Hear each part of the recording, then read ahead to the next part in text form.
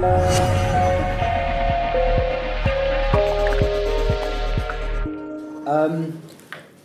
of the things I've been working on over the last few years is a book on the history of mosques in Britain. And that's been going to be published by English Heritage, now Historic England, at the end of the, sometime later on in this year. And I'm just going to talk a little bit about the work that I've done, the research work for that book. And then also I'm going to talk a little bit about this question that we are grappling with at the moment, I think, in terms of mosque design and mosque architecture, which is in what style, and I've written up here, in what style shall we build? And that's a kind of reference to a question that has recurred throughout architectural history through the 19th century, when there was a battle of the styles and the question about which style was appropriate for a modernising European context. And I want to kind of revive that question in respect to the mosque in Britain at this point in time. How should we build it, or in what style should we build it? So in terms of the research that I did for the book, I started off with a small amount of existing research work that there was available, which looked at the trajectory of the growth of mosques in Britain, and this was research done in 2000, and it showed that there was, this was a study on Muslim, Sikh and Hindu places of worship by some geographers in Oxford, and it showed, as you'd expect, the kind of growth of non-Christian places of worship through the sort of second half of the 20th century. A larger growth, more exponential growth in sort of mosque establishment, larger because of population numbers and so on.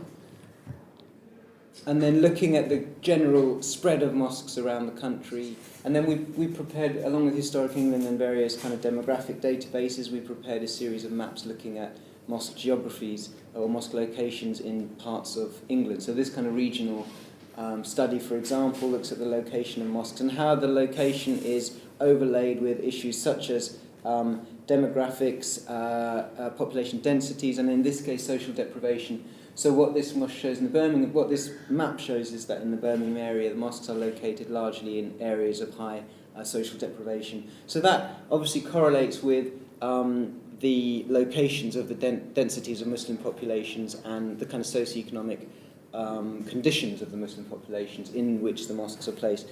From a sort of architecture geography point of view, it sort of indicates to us that mosques are very important. It's very important that mosques are located within the communities which they serve, so very close to the communities with which they serve because of the way in which they're used in a very kind of intensive way.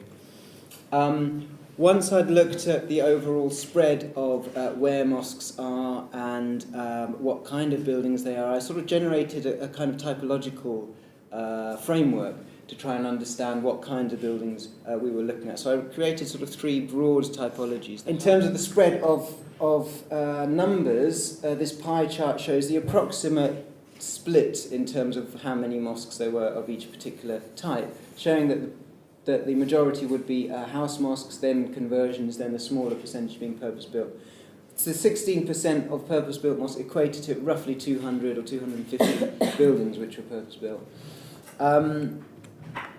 And there was this trajectory, which I won't go into detail now, but the earliest mosque started in 1887 in Woking, which was the first purpose-built example, and then that moved through, sort of through to the kind of 1940s, where there were mosques being established in the port towns of Cardiff, South Shields, and East London to a certain extent. And this is obviously because of the shipping and the Lascars who were settling in those areas, creating the first settled Muslim communities, and then the Muslim infrastructure that followed. And then there's this kind of point which is the decolonization period and the partition of India and the creation of the Commonwealth, which led to, as you know, kind of larger scale migration from certain parts of the subcontinent into Britain, and that had a subsequent growth in kind of mosque numbers followed. So there's kind of what you might call exponential mosque growth, or the mosque emerging in many sort of different places within communities, almost kind of like organic growth, is post-1960s. And then you start to get purpose-built mosques from the late 60s onwards, in terms of like locally purpose-built buildings, and then through the 80s and 90s in larger numbers. The kind of ideal, one of the things that I'm going to talk about in terms of the style issue is the kind of ideal type that we sort of look at in terms of what the mosque should be. So one of the issues that migrant communities have faced in the building of their mosques is what is it that we're trying to say when we build the mosque? And there's been this debate has oscillated and still oscillates between the mosque as an ideal type, which represents a certain kind of understanding of history and religion and culture, and the mosque is in a way an attempt to, the mosque is seen or used in a way to kind of try and replicate a certain kind of idealized notion of what Islam or Muslim culture or what the mosque or what Muslim architecture is. And these images just kind of show the kind of images that recur when one thinks of Islamic architecture and the mosque, and what people might readily refer back to when they're thinking of Muslim architecture. In terms of the trajectory of kind of what you might call Muslim visual culture in Britain, sort of started really in the representation of the worlds and the lands that were being colonized through the 18th and 19th century, and the construction of the image of the East, which was done through a whole series of mechanisms such as literature and painting, and of course you'll know about the genre of Orientalism, whereby the East is constructed in this kind of sort of mythic and exotic way. And in a way, the kind of complexities of Muslim lands and Muslim cultures and the kind of colonized lands is reduced into a series of digestible and understandable images. And there's a very rich tradition of Orientalist painting and, of course, literature and art and so on. And that really translated into the first built example of a mosque in this country, which was in 1761 in Kew Gardens. And it was a mosque. It was a kind of representation of a mosque, but it was not a functioning mosque. So it was a folly. And in this particular sort of event at Kew Gardens, there was a series of representations of other countries. There was the pagoda actually still exists, and there was a number of other buildings which represented parts of the sort of the rest of the world, as it were. And this was when did they get rid of it at Kew Gardens? I don't know when it would have come down. I mean, it may have been straight after or something. Yeah, exactly.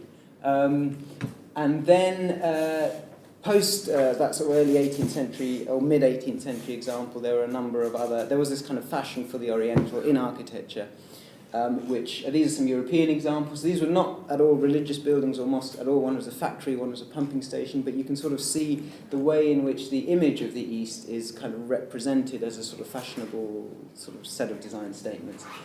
And these are kind of some UK examples, the Brighton Pavilion and Sezencote House.